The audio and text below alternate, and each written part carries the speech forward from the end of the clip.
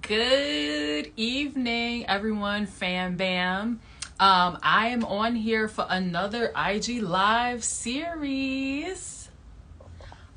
This is the second part of Amplify Black.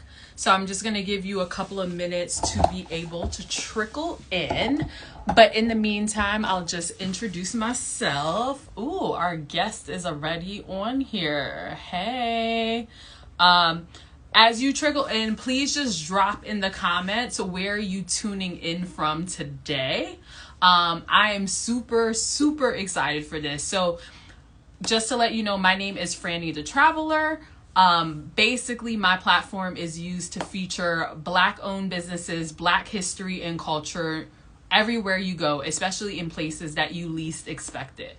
And so why I decided to do the Amplify Black series specifically is because I recently published a book called the Support Black Period, emphasis on the period, a green book to eliminate your ifs, ands, or buts. So I just wanted to actually make the Amplify and Support Black come alive. And so I am hosting these monthly IG Live series where I will be connecting with a guest who's either a local from a specific location or who has traveled from that location, so you can hear about their experiences on what does it mean to travel Black or be Black from that specific location.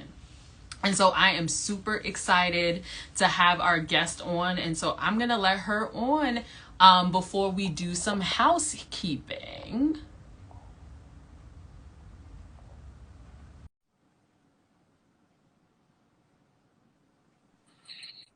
Hello, hello. Hi, how are you? I'm good. How are you? I'm doing well. Thank you. I'm excited to be here. Yes, we are super excited to have you on here today. I think you are like the ultimate Philly expert, especially when it comes to Black Philly. So I am super hyped to have you on here. Thank you. So as I mentioned to everyone who is currently joining in, please just drop in the comments where you tuning in from, and then I'll go over some housekeeping so it'll allow a few people to trickle in before we start. Okay. All right. So in terms of housekeeping, so we want to keep this to be a conversation. So anytime you have things that you love, make sure to tap the heart button. That let us know that you're, feeling whatever point was made. If you have any questions or any comments, please feel free to drop that in the chat. And so again, we want this to be a conversation. And so we are super excited. So I'm going to have you introduce yourself in terms of let us all know who are you, what's your name, what is your connection to Philly? So I am Dr. Afia abroad, and I have lived in Philly for 12 years. I came to go to grad school. I did my PhD at Temple. And I've been here ever since, fell in love with the city, decided I was not leaving. And so my dissertation was actually around Black travel and the Black travel movement and ways that there are new digital methods of connecting Black travelers with each other and of helping to give them resources to travel the African diaspora specifically. So my page is all about Black travel and Black owned business. So of course, I'm super happy to be here with you and talk about what I love. Yes, no, I'm super hyped. So one thing for all you to know, so how we ended up meeting each other is that we were on a Haitian nomad trip together. Yes. And we were just eyeing each other. We was helping each other take photos for the gram and all of that. And then I realized, oh wow, like she actually already follows me. And so following you, you put out some amazing content. So like I said, you are going to be the plug today when it comes to Black Philly. So anyone who's joining us in, again, you could drop in the chat where you're coming from, but we're just going to keep the conversation going because we have a lot to cover today. So I think we'll start us off in terms of what is your experience being a Black woman in Philly? So what are the best aspects of it and what are some challenges that you've experienced? I think one of the best aspects about it is just having such a beautiful and strong network. Philly is hella Black, and there are so many people here to connect with. And so I just have an amazing network of people, of Black women that I'm connected to. There's so many amazing things to do here. The food scene, unparalleled. The culture, the arts, the history, like it's all here. And as a traveler, I love that I have 7 airports like within a couple hours driving distance. So it makes it a lot easier for me to get around and find those travel deals. So those are some of the things that I love about Philly. Like I came from a small city, and so this was just like wonderful being here. Some of the challenges are just one big one that I faced immediately was the segregation. It's a very segregated city. And I think coming from a smaller city that was a little bit more, they really like to call themselves diverse and throw it out there in your face. But it was just a little bit more mixed. And so seeing the starkness between neighborhoods and, like in my neighborhood, I don't see any white people. And if I do, it's like, oh, what are they doing here? They just built this high rise near my grocery store. So I started seeing them there. And I was like, oh, what y'all doing over here? And so it's really interesting in that perspective. And then also we know the poverty and the violence is a huge challenge here. And so because of that segregation, some people see it and some people don't. And, ultimately crime can strike anywhere, and it, does impact all people, but it impacts certain people a lot more than others. And so that's really one of the challenges, and just, seeing some of the violence and some of the drug challenges that are here in the city. But there are also some amazing people that are making strides to change that. And that's the stuff that we don't hear about a lot. Like we hear about, all the violence, but there are so many groups that are directly challenging gun violence and doing legislation and coming up with community-based responses to mitigate that issue. So, yeah. No, I mean, there were certain themes that resonated with me in terms of the amount of things that you have to do in Philly. We actually have Philly Experiences just joined us in the IG Live. So when I think of her experience, we also have a bunch of either Philly natives or Pennsylvania natives also joining in the chat too. But it's true, we can't assume just because it's a diverse city that segregation isn't there. I think it's similar to New York City, where everyone is often living in pockets, but there's not necessarily a mixture that's happening for sure. Would you be able to tell us, especially because you also travel a lot, I think, especially internationally, but you also have done some good domestic trips. How does Philly compare to other places that you've experienced or traveled to? How does it compare? Oh, goodness. You can't compare Philly to anywhere, first of all. So that's a thing. I think that in some of my domestic trips, going to other cities in the US, I've seen how lucky I am to be in Philly. Like it's so much harder to find, Black-owned businesses to support, or to find even great restaurants from any nationality in certain smaller cities. When I go back to my hometown, or I was recently in Durham, and it was just like, this is so different. I think internationally, Philly has really prepared me. This city is so diverse, even though people are somewhat segregated. It's so diverse, and so I've been able to cultivate friendships with so many different people. Coming from my hometown, I didn't personally know or was friends with people that were Muslim, people that were queer, people that were trans, people that came from Southeast Asia. And so, having these people in close proximity to me, getting to know them intimately, getting to understand their experience, their personal experience on a personal level, just really enabled me to open up my worldview. And then, of course, as we know, travel just broadens that even more. And, all those experiences and meeting all those people just really expands your way of thinking. No, I mean, I love to see it. I think anytime you can get that from a city, that's definitely a place we're going to. And it sounds like you're saying that it's hella black. So I'm assuming that you see a lot of yourself in the people that you're living around. But I'm curious, since you talk about that hella blackness, how would you describe the black vibe of Philly? Ooh.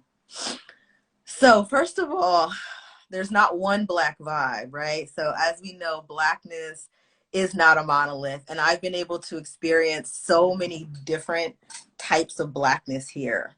Coming here for grad school, you know, I kind of got immediately introduced to like the Afrocentric people that are here in the city that are, you know, all about liberation, the revolutionaries, you know, immediately connected with them, educators. As I've been here for a while, I've connected with like the bougie black crowd and, you Hey, know, I'm here for it. love all of it. The working class black people, the, you know, the people that live in the hood, that are from the hood, that, you know, are still there. The black people that are having an immigrant experience in Philly, you know. And so just being able to interact with all of those communities, the black queer community, there are so many different black communities that gives the city its vibrance and its life and its energy. And so, like, that's been one of the things that I've really enjoyed the most. See, there is diversity within the diversity. See, people Right, always right. assume all black folk are the same, and it's like, no, we have many different intersectionalities of identities that come into play. But with that, what are some events or festivals that you've gone to get that black vibe or different tastes of different vibes, depending on what you're in the mood for? Whew. Well, my favorite, and of course, you know, shout out to you for that reel you did on the Black festivals. That was great with highlighting them all in one place. There's actually a great book on Black festivals in the US that I used in grad school. But here in Philly, my number one has to be Odunde. Mm. Bar none, hands down. I actually wrote an encyclopedia article about it for the Northeast Philadelphia Encyclopedia.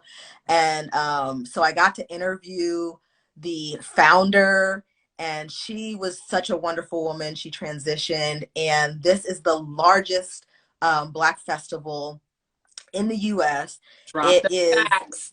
yeah, it is amazing. Like the food, I go there to buy all my jewelry and clothing. Like there's dancing, there's families, there's people chilling, like everything. And just for blocks, and I think it's like 11 blocks in South Philly that this festival covers. So that's definitely my top one.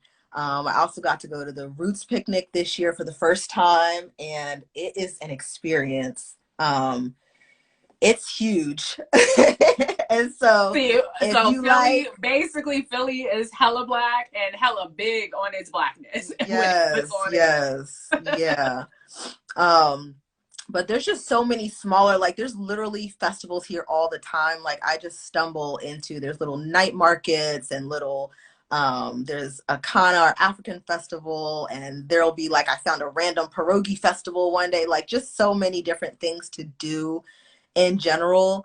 And so, you know, being able to attend all of the, oh, somebody mentioned Black Restaurant Week. Yes, Lord. Like Philly has a couple of restaurant weeks. And I always say this is one of my favorite holidays.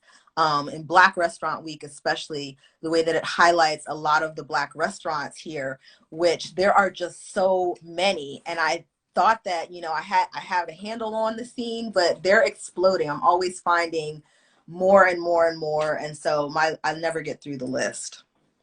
See, you have a wealth of options when coming to Philly in terms of experiencing, the Black joy and the culture. I wanted to make a little pivot in terms of, we talked about the culture of Philly.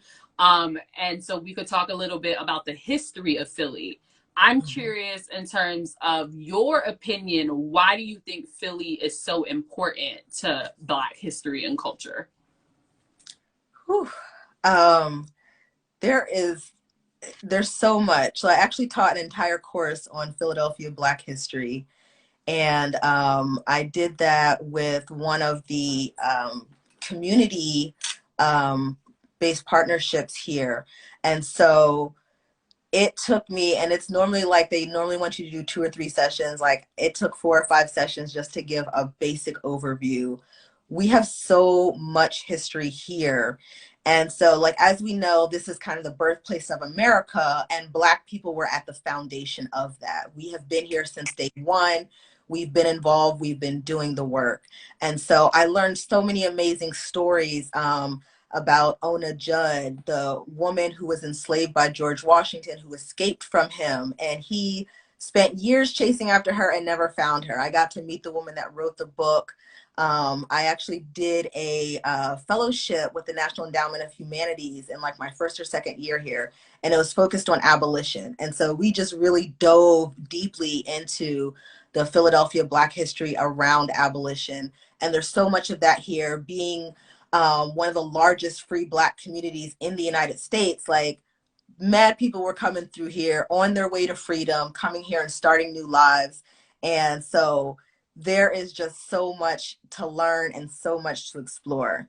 I think I had mentioned to you recently that I did this really cool tour that most people in Philadelphia have never heard about. But it was an underground railroad tour that we did on a kayak. And so we kayaked down the Schuylkill River. We got to Peters Island, which is this place where people who had liberated themselves would go there. They knew that area. They would stay and wait for a signal from a little cabin on shore. And so this is connected to the Underground Railroad Museum at the Belmont Mansion, which is a Which I didn't Black-owned know about either institution. until you told me. And I've been to the mansion. So many people have been to the mansion and didn't know that there's an Underground Railroad museum there. And then this tour is a whole new layer to that. So they like partnered with some outdoors people to do this. And so then, you know, you're able to see where they looked for the signal. They would go on shore, then they would hike the mile up to the Belmont Mansion. And that's where they would be hidden and fed, and then keep going on to the next stop on the railroad. And so, oh, somebody else did it. That's amazing. Yeah. Because some, like every person I've told about this had no idea. So I'm glad to hear that some people have heard of it, and hopefully many, many more will. Well, they will because of you and this chat that we're having right now. So exactly. But there's just so many little gems. We also have the Lest We Forget Museum, and it's a tiny museum, but it's powerful. They have one of the largest collections of memorabilia related to enslavement, and they're dedicated to keeping that history alive. They lend out to all of the big, you know, the Smithsonian African American, like all of these different museums get pieces from them. To do different exhibits and things. And so that's one of those hidden gems that a lot of people doesn't know about. It's right across from Uncle Bobby's. And so, you know, make an appointment because they're not open every day, and head over there. see, you just dropped so many gems. So we're talking about the kayak tour. We're talking about the Underground Railroad Museum at Belmont. You're also talking about even a lesser known exhibit. And so also I wanted to highlight that people were showing love for you in the chat and giving you a bunch of heart and love because you are dropping a lot of knowledge. You know, you have a whole doctorate, so you also have expertise in all of this as well. I think now that we've gone into the learn about Black Philly, when we think about amplifying Black Philly, what are some things that you think is worth others to know about the city of Philly that people most likely do not know? To know about the city, just like as far as things to do here, or as far as history or culture, or however you want to interpret that. Okay. I mean, there's so much to know here. I could go on and on and on. But I think that I did want to talk about Philly experiences, who you mentioned earlier. Like when people are visiting, that's one of the key things, is like connecting with people who are local and who are going to give you the real deal, connecting with Black owned tours to learn about the history and learn about people's personal experiences. So I did her Murals and Morals hood tour, and she talks about the city. She shows you beautiful murals and talks about the artists and, you know, where they came from. And she also talks about her own life experiences. And it's More absolutely people dropping amazing. love for her in the chat. Yes, yes. Hey, Crazy. And I Jasmine. also did her Black Be Beautiful tour, and I Hmm. just saw a whole different side of Philly that I would have never otherwise have seen. Right. Like I learned a lot about the city after having been here for so long. And so, and I recently learned she has a healing experience coming up this weekend, and she's hosting it at this Black owned Airbnb. That's Afrocentric. It's beautifully decorated. Like that's the type of thing that people need to know when they're visiting Right. here. 𝗙𝗚 is another beautiful boutique hotel. They have locations. They have a few. They have one in New York also, I know Yes, of, in they do. DC. In Brooklyn. Yep. Yes. And so like that's Black owned. It's beautiful. It's like, you know, one of the things that you want to do if you come stay here. They have like rooms themed after Black Philadelphians. Oh, somebody asked about a Black music tour in Philly. So I don't know specifically about a Black music tour. I know there has to be one, but there is so many good venues for Black music. Mm. There are two restaurants that have live jazz all week long. One is called Relish, and that's in the West Oak Lane neighborhood, and one is called South in North Philly, and they're owned by the Bynum brothers. They have amazing acts like local Philly musicians, all sorts of amazing music. And so like if you're into that, you want to tap into that, those are the places that you want to come and enjoy amazing food while you're here. And then we have so many music venues that start having not start, but that always have the top Black music actors. Anybody who's on tour, you know, they're coming here and they're going to be in Philly. So you definitely want to check that out. We do have, I know like our Heritage Trail highlights Coltrane Mm. and some of the music greats that were from here or spent a lot of time here. So there's a lot of that like good music history and then also current and contemporary music acts to check out here. No, that's amazing. And that actually is a great segue into, I wanted to ask you, what are some good Black owned businesses or Black owned restaurants that people should check out? You're always showing local content in Philly that are Black owned, whether it's bookstores, coffee shops, restaurants, African print. Mm-hmm. You're always showing it all on your Instagram. So if you have maybe 2 to 3 restaurants that you want to highlight first, let's start from there. Okay. So y'all have been seeing me going to Goo a lot. It's the Haitian restaurant. I'm working on a reel for that. That's one of the places that I would recommend. I would also recommend just going to Little Africa. There's so many. If you go along along Woodlawn, I start near 72nd. That's my favorite spot is Emma's. It's a Liberian. Anytime you've been to an event of mine, her food has been there. Mm. And so like my Kwanzaa's, my graduations, like all my big ceremonies, I get her potato greens. Ooh. Like her food is amazing, her fish. But that whole corridor, like you can really explore so many great African restaurants from all over the diaspora. So I always tell people to go there because a lot of people don't know about it. Like, you know, Philly natives, they're like, oh, I never had African food before. Right. You got to try it. See, So, again, the whole diaspora. We got to go beyond just African American when we think of Philly. right, right, right. I think that, so those are the restaurants. And then if we're Some talking businesses. Yep. businesses, there's so many stores and retail businesses. I saw that in your book you mentioned several of the bookstores, and we know I love books. So you got all of them. There's one that you missed is Black and Noble, and that is a Philly institution. Like they've been here for a minute. They recently moved from Erie out to South Street, and they have been here, shipping books to prisons. That's, one of the things. They had Oh, that wow. big sign. Yes. And so just really making sure that people have access to good information. And it's like the stuff that you're not going to see in like a Harriet's or Uncle Bobby's that has more mainstream Black authors. They have some of those hard to find things as well. And so, Jasmine mentioned the business guides, and I like that you include several. We didn't even hold this up, Yes. but Let's in hold her it. book, she includes several apps, several guides, several databases that have, because there's just so many, it's hard to keep track of them. Yes. And so having a resource like that that has them all in one place is super, super helpful. So that's one of the things that I really enjoyed about this also. No, I appreciate that. I think, as you mentioned, there's a lot of things that is in this book. And so part of it is, there you could be spending Google research for hours and hours on end. However, this makes it a lot easier because, for example, we have Philly experiences in here. We have a bunch of Black owned bookstores.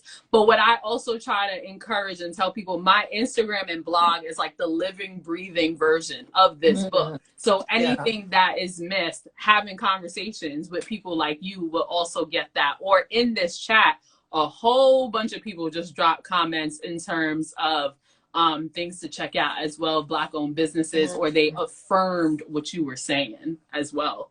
Can I just again say that I think that this is brilliant.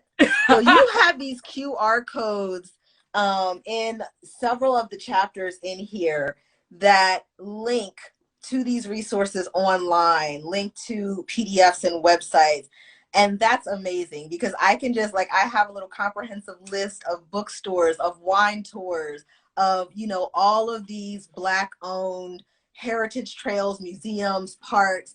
And that makes it so simple and accessible for folks and easy to keep updated. And so I just thought that was super cool. Like, I'm so excited that QR codes are a thing and now I'm seeing them in books, and that's awesome. So shout out to you.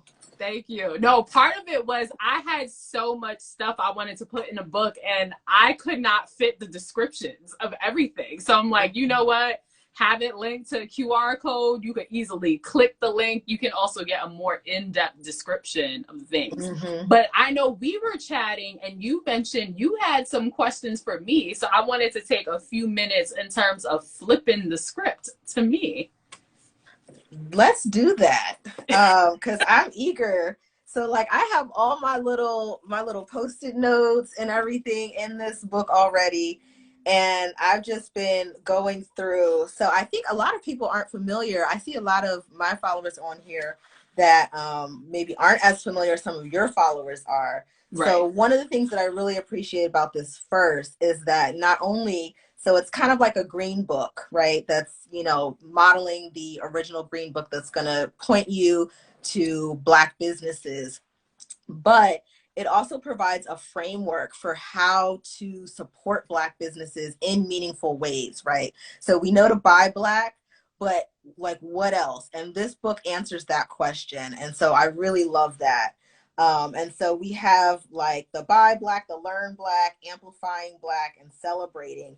And as I was going through it, I was just learning so much. And so the first question that I had for you is, you have a section on Black national parks. And you mentioned in the introduction, a lot of people have never even heard of a Black national park, didn't know they existed. And so I was able to find a lot. I was like, okay, this is amazing. But what makes something a Black national park? So that was the first thing. How do you categorize that? No, that's a good question. So the National Park Service actually has their own list of Black national parks. So they're the one who made that category. But how they categorize it is looking at sites that either had a tremendous impact on Black history or that memorialize either Black events or Black figures. Okay. Awesome. Yeah. So I think that is something that's super important. And there's so many of those spaces. I think there's some in Philly that I need to add on. So I'm going to hit you up about that. But another thing, I like how as you're indexing everything, like you have it organized by state, and give all these resources, at the end of each chapter. But I like one like little small thing is I like that you also mention when there isn't any. And so like I was just like, this is good. So like in the bookstore section, like under Iowa, Idaho, Vermont, Nevada, Wyoming, it says no Black bookstores. So if I lived in one of those states, I'm like, oh, so there's a market here for this. Like Right. this does not, there's a void, right? And so now I know where I need to jump in. So that's super helpful. The other question that I had, I was looking at the section on Black tours. And we know how much I love a good Black tour everywhere I travel. There's just so many. Somebody just hit me up. The Lisbon Black tour is Right, which I'm amazing. so mad I missed while I was in Lisbon. So I need to go back just for that. I will do Right. And yes, and that's one of the, like, there's just so many. Um, and so then the next section you talk about heritage tours, and then the next chapter you talk about heritage trails, right? And so, like, I think I've done both, but I'm like, what exactly is the difference? Because some of these tours are walking. Yes, April, buy the book right Yes, go now. buy Get that. it. Like No, that's a good some question. tours are So, walking tours. There's a trail involved. Like, how do you differentiate between that? right. So both of them, so if we look at a Venn diagram, so both of Mhm. them predominantly involve walking, although Black Heritage tours can also be by van, by car, and other means of transportation. Like I've taken, a tour on a tuk-tuk. I've taken a tour on a van. I've actually taken a tour, like someone drove me around to see what entire Tulsa looks like from real Black Wall Street. But what distinguishes it is who or how are you getting the main source of information. So from a Black heritage tour, there's someone who is a guide who's going to be giving you information, who's going to be pointing you to the specific spots. When we Okay. think of a trail, what happens, it's more self-guided. So usually Mm. either there's a map or there's these markers that you would see along a pathway, but you're doing it on your own time, and it's self-guided in terms of what you decide to opt in or out, versus the other one, you're getting full guidance from somebody else. Okay, yes. I did an amazing one of those in Chicago. I don't know if you've ever been there, but they have this whole like trail, and I got a little lost along the way, but I was looking for the little markers and like just learning so much. And then in Martha's Vineyard also, I did one there that was a trail, but we had a tour guide. So I guess it was kind of like where that Oh, intersected, right. Yeah. and so that's really cool. So I think that that's one of the things that I really enjoy about this book. And one other thing I wanted to point out that I really appreciated. So you have in the Buy Black section, you talk about patronizing Black businesses and talk about sort of how to patronize them and best practices. And so one of the things that you mentioned is about having patience and checking your biases. Yeah. I appreciate that a lot because that's something that, people talk to me a lot about, like, I want to support Black businesses, but I don't know, like, Right, like sometimes that they but just part. But need. it's like, would you have that same but if it was a non-Black owned business? Right. And the fact you mentioned, like, I love facts. So you mentioned that only 5% of Black owned businesses have actual employees, right? 5%. And so a lot of these places, it's just one person. So Yep. having the same expectations that you do of Amazon, or of, Barnes and Nobles or Macy's, like it just doesn't make sense. Have See, grace. Philly experiences, exactly. Philly experiences is Chrissy Right. alone, right? Right. Yes. And so, and then like some of the things you say about connecting with the owner, and I've gotten to see you do this in real time. Can you talk a little bit about that and like, why you think that's important, or some of the things that, you've come to appreciate from interacting with these Black business owners? Oh yeah, so you actually saw it in action. So I love when I visit a Black owned business or I've been on a tour to actually interview the person and hear their personal backdrop. Because I think what I've noticed is that everyone has a very unique story. Everyone also has a passion and incentive of why they created that business. And so what I've noticed is that there's many commonalities in terms of people wanting to, you know, represent their city well, or they want to represent the Black culture, or they want to highlight something that you haven't seen.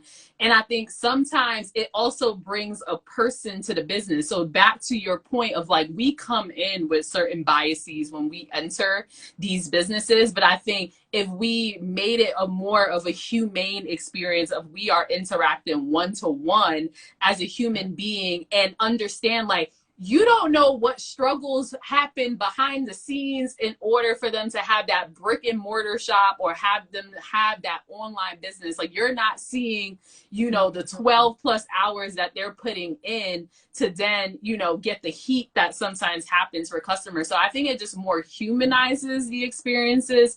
And I find that they just have motivational stories. And a lot of times they're also just trying to do good for their community. So then you learn on how they're trying to give back to the very community of which their businesses are sold. Yeah, that's so important. I think it just really gives empathy. Like, I just shared that African boutique I found in the King of Prussia Mall. I was trying to call her because I wanted to go back and get another piece, and nobody was answering the phone. And I'm like frustrated. And I'm like, all right, I'm gonna just have to drive out there. I get there, and like, she got her 7-month-old son there in the store. He's trying to run around and eat everything in the store, and she's trying to get stuff done. And so like, I'm starting to understand what's going on and, you know, why this is happening, because it's literally a one-woman show. And so, you know, just being able to have some compassion and empathy for Black businesses goes a long way, because that's something that I hear a lot, that people get a little frustrated, and you have to remember that 9 times out of 10, it's a small business. Right. We have some great comments here. Somebody's Do. talking about, Mrs. Boyd did some amazing heritage tours in all over the place. Niagara Falls, Even that one Niagara sounds really Falls. cool. Yes, I was just there and I did not see that one. I saw one in Buffalo on the way. So that sounds amazing. And I'd love to hear if anybody has any questions for us while we're here as well, and just sort of chatting about all things Black owned and Black travel. Yes, and feel free to also drop in the comments. So anything that you think of in terms of Black owned businesses, Black owned restaurants to check out, whether it's in Philly or we're expanding the conversation to elsewhere too, be sure to do that. But we're gonna do a little of a lightning round as we see. So someone got a question and they are typing. So as that person types, we're gonna do a little lightning round, and then we can circle back to anyone who has questions. So there's gonna be almost like a this or that, so people can also get an idea of your travel style and how you maneuver through travel. So my first one is, are you a solo traveler or a group traveler? I am definitely not a solo traveler. I've done one solo trip just to, you know, do it, but it's not for me. No, I mean, for me, it's funny because I often default to solo travel. Like, I travel with my husband. I do, you know, group trips and tours too. But I found I'm like most restorative when I'm like solo traveling. So a lot of people like it. Like, I'm a Sagittarius. It's not for me. I'm a Leo, so I'm like, all right, it's all about me.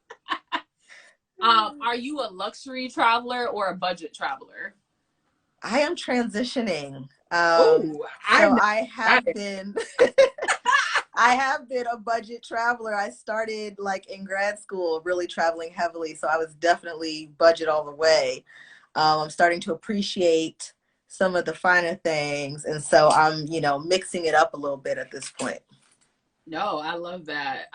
For me, I call it like budget lux. Like, I like to have like the things that come with lux, or like I like the feels of a hotel room but not pay it like that price tag. So. Right. So like in my Senegal trip, like I stayed in like 6 different places, ranging from a Airbnb that cost $30 a night to a luxury hotel that was like $200 a night, like a 5-star hotel, which is, you know, it's a lot cheaper there. It would have been here a lot more than that. So like just having that range enabled me to like see so much more and have a more varied experience than if I just did one or the other. So I really like that, you know, that little mix there.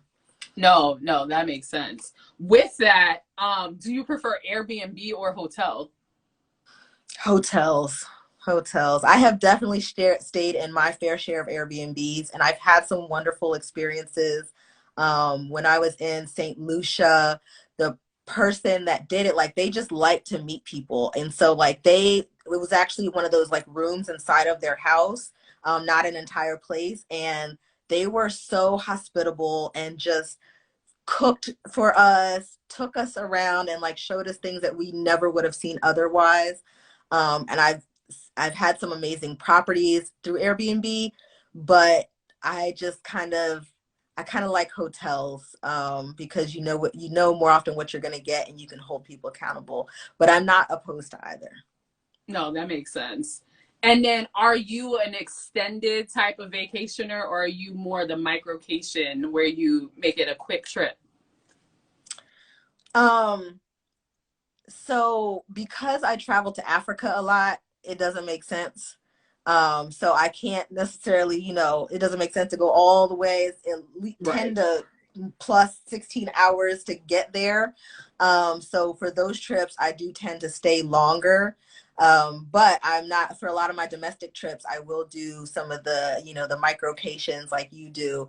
Or what I'll do is I will do a long trip, but do in several different locations. Oh, so I'm going to do 3 or 4 days here, 3 or 4 days here, and just kind of keep moving around and hit a bunch of different spots. So do a whole bunch of, you know, micro stays all over in one location. So. Oh, I'm glad to hear it, Jasmine. Yeah, I think it's important for us to know our travel preferences, because it also helps you realize who you can and cannot travel with too. So, right? Girl. You know, we all have stories about that. Right, exactly. Planner or spontaneous? Planner. Same. Definitely planner. Team carry on or team check in? Carry on. And then aisle or window? Oh, window. Okay, so we are the same for those. I lead.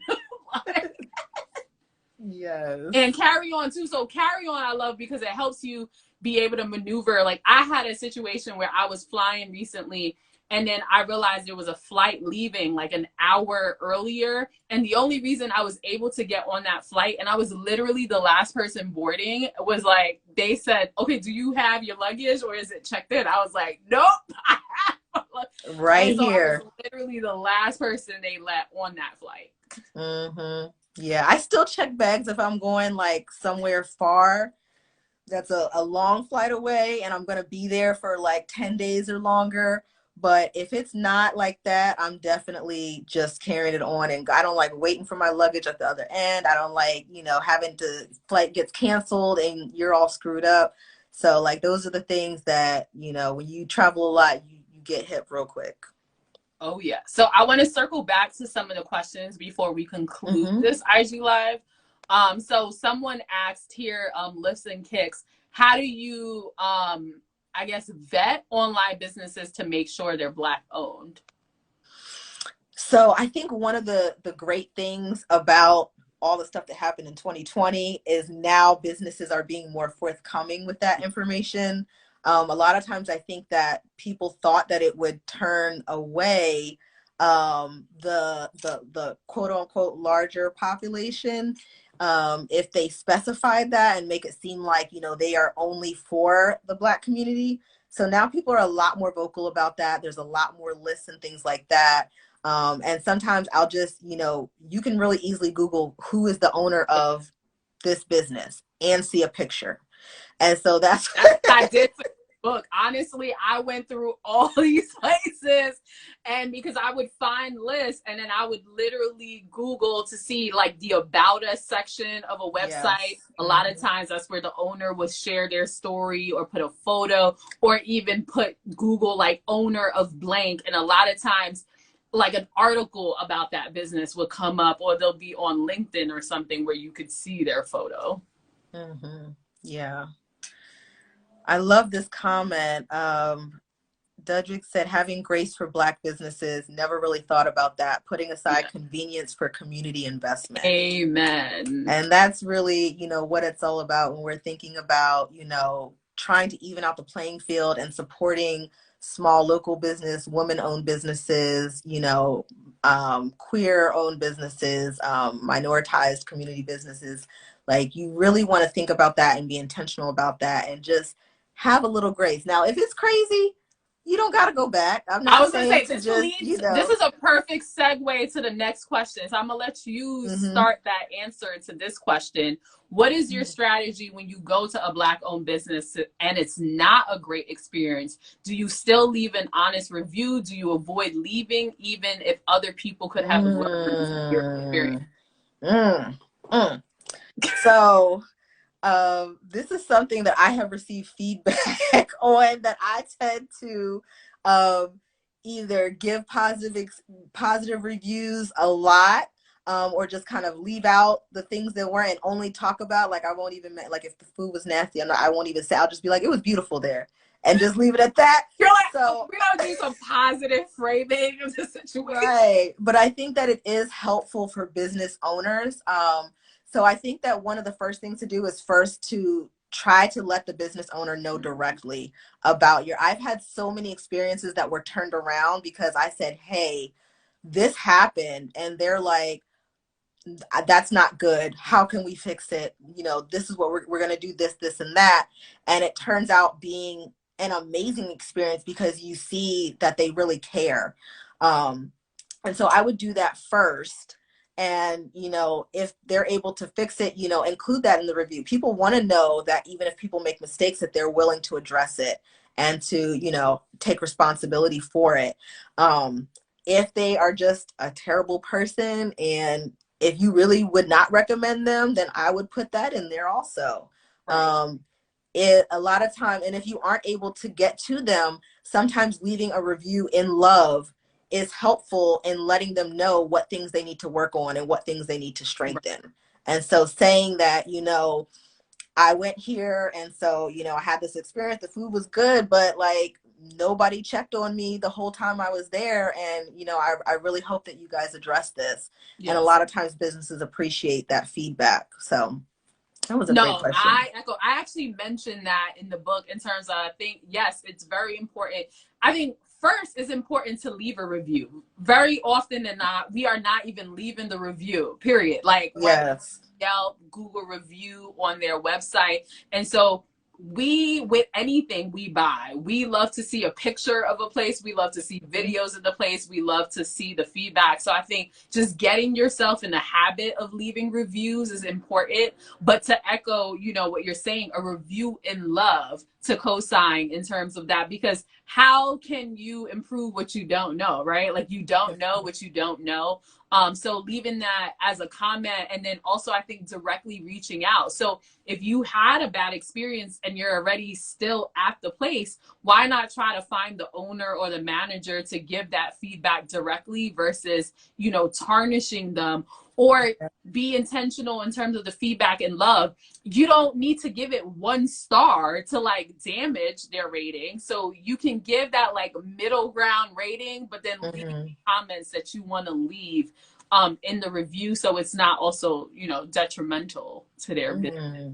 Yeah, I definitely agree with that. Let's see. Oh, Jasmine also want to know how you fit in all of these beautiful outfits in a carry-on. Well, that's when packing cubes comes in handy. Those packing cubes have enabled me to get so many things on, and it just really compacts everything nicely so I can fit all the outfits and all the accessories. And like, one of the things I do, one of my little travel hacks because a lot of times my stuff doesn't all fit in the carry-on. So I'll just grab a little shopping bag and toss the extra packing cube in my shopping bag and carry it in the airport like I just bought it there. And it has never failed me. I have done that so many times, and it always works. So, yeah. Oh, wow. Okay, that's a travel hack I've never heard anyone say. So, you keep it clutch. Now that we're winding down in the conversation, so to wait, up, there's one more question I wanted to someone, see. Chrissy asked about what makes a good self-guided tour. She wants to add one for Philly. Thank you for we got to talk about that. So have you done self-guided tours? Tell me about your experience. What's your response? So I've done it in a couple of places where I couldn't find a guided tour. So I will admit my default is a guided heritage tour, because it's not only to just get the information, but I just like connecting with locals like Chrissy in order to like have that interaction. But I've done Central Park, for example. Seneca Village is a place which many people don't realize, like there was a thriving free Black community there. They have a lot of markers for you to do a self-guided tour. Portland, Maine is also another place, because it's just my schedule didn't line up with the heritage tour that was there. I think what helps to find a good self-guided tour is if their website, for example, actually maps out where the markers are. So having a visual map that can actually show you what your pathway is going to be, rather than just, because some places will just like list a bunch of locations, but you don't know if it's actually in order to make your life easier. Like, have you actually considered where these things are in close proximity to each other? And I think if there's some of them have audio tours attached to them too on their website, or on a podcast, or scanning the QR code. So if you can listen to the context, it's as if you are on a guided heritage tour, because you can still get the information. Yeah. So I used to do these, like one of my earliest memories is like whenever people would come visit us, my dad would go to Gettysburg and we had this audio cassette of a self-guided tour, and you would like drive through and like do everything. So we were doing that real young. And now I'm glad for technology, because I think that I also prefer a in-person guided tour. But this is a great way for especially like small Black owned businesses like Chrissy's to have some passive income, right? You create this thing one time. We need that. We definitely need that. Especially for downtown Philly with all those tourists that are coming in on a regular basis. And, they want, especially a tour that's focused on Black history. I think that audio is great. Like, you definitely want to hear someone's voice and hear stories and kind of, have that narration, kind of like the hop on, hop off bus does, where you have that narration as you're going along your journey. And so you know exactly what's happening. I agree with what you said about the maps to make everything, because I will get lost in a minute. And so, you need to either send me all the GPS coordinates that, are going to pop up in order in my Google, or do something so that I'm not getting lost and I know exactly where I'm going and what I'm looking for, and that everything is well marked, because some of these, historical markers are really hard to find. And so I think those are the things that, really, and having it to be specific also, right? So like having something that's like specifically, Black history in Philadelphia downtown, like there's a lot of that. Or, looking at women in Philadelphia, or, something like that is super helpful. And it's a really interesting tour that people are going to want to take when they're traveling and they're, trying to get to know a new city. Yes. So she's dropping gems in terms of like, you got a small business or tour you want to do, follow some of these tidbits too. But to wrap up, what are 3 things that people should walk away with from this conversation today when thinking about Black Philly? Ooh, when thinking about Black Philly, I'm going to start by saying that number 1, it's lit. Okay, so All the Black fire Philly signs. is where it's at. Fire emojis. There's so much to see and so much to do, and you should definitely follow me. I'm always sharing things, a lot in my stories, as well as my reels about just things to do in Black Philly and businesses to support and things like that. Um, Secondly, I would say that in terms of, you know, a lot of the challenges and things that we talked about earlier, like there's a lot of work to be done, you know. So when you come to Philly, I always recommend that people either like stay in Center City. That's a real, you know, area that you're going to be sort of close to a lot of things. And, you know, don't, because when you're in a lot of these neighborhoods, like it's not as crazy as some people paint it out to be. Right. But there are concerns. And so it's kind of on a zip code basis. So unless you know somebody, if you find a great deal, and I have seen people in some Airbnbs in areas that they should not be staying as tourists, right? So, you know, if it's, you know, one of those good deals, you need to know somebody and ask them about that neighborhood, or else, you know, just kind of stay in a central area. I was gonna say, like I that. always default to staying in the downtown area, especially when I'm traveling solo. Like if I'm on, you know, a guided group tour, then I'm trusting like where you put us is safe. But if I'm traveling solo, both internationally or domestically, I always try to stay in the central downtown area, not only because of safety, but it's usually the most convenient in terms of getting to the places that you're probably going to want to visit. Yeah, I would definitely agree with that. And let's see, the third thing about Black Philly.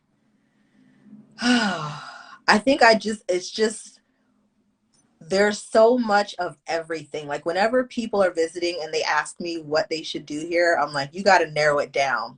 Yeah. Like, do you want history? Do you want food? Do you want music? Like, what is it that you're here for? What is it that you're looking for?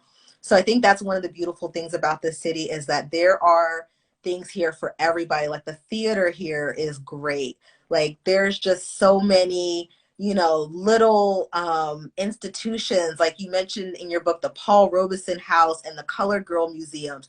Like those are places you would not know about if you're just passing through and don't have a resource like that. And so there's just so many things for every sort of interest that you might have. And so it's so helpful to, you know, have resources like this one, or to reach out to people that are, you know, living here and that are in the know, and also follow us, and we'll, you know, be able to connect you with a lot of those things. Yeah. So Chrissy also said, bring cash. Black Philly tip too. That's a good one. Sometimes with, you know, smaller local businesses, like sometimes it's just a lot easier to handle things in cash. But I think to your point in terms of following up with, you know, local Philly folks like you, where can people find you to connect with you after this conversation that we're having? Well, I mean, they should definitely start by following me on Instagram. And I think you have it pinned there. And I'm on Facebook as well. And so those are the two best ways to contact me. I'm getting into TikTok. I'm kind of there, but give me a sec. But I'm always, you know, always available, and I'm open to people DMing. And so if you have questions, if you need to be connected, I'm also, we didn't even talk about Nomadness Travel Tribe. Oh, yeah. Is one of the things that we're both involved in. That's a whole plug in and right. And so if you are new to traveling and need to learn more about traveling, if you're an established traveler that wants to connect with other travelers of color, you need to get connected with Nomadness. And so we have a strong local Philly tribe that does meetups and stuff. So a lot of people coming through will just come through to one of our meetups, or we'll, you know, host something to get to know people. So super friendly. We're super happy to have people. City of brotherly love and sisterly affection. Like, you know, we're here and we're lit. Yes, they are not called the city of brotherly love for no reason. So that love you will definitely feel when you come to Philly. I think when you also talked about No Madness, that is also featured in here. So I have a whole chapter in terms of Black travel perspectives. And so I list also groups of where you can find that, Black travel groups. But thank you so much for having this conversation. So I also pinned in the comments in terms of following you at Dr. Afia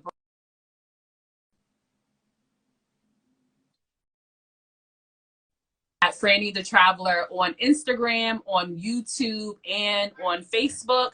You can also find me on my blog, frannythetraveler.com. And then if you want to purchase a copy of this book and notice that a lot of the gems that we dropped, and there's a lot of tips and advice in here to literally just change your experience in terms of supporting Black people and just having access to Black owned businesses. Just search Support Black Period by Princess Francois on Amazon. So thank you so much for everyone who also made this conversation interactive and lit. Yes, and just you dropped a lot of great questions. You dropped a lot of great gems. And so you made this conversation even doper. So thanks for all of you. And we'll end the conversation right here. Thank you so much. Thank you.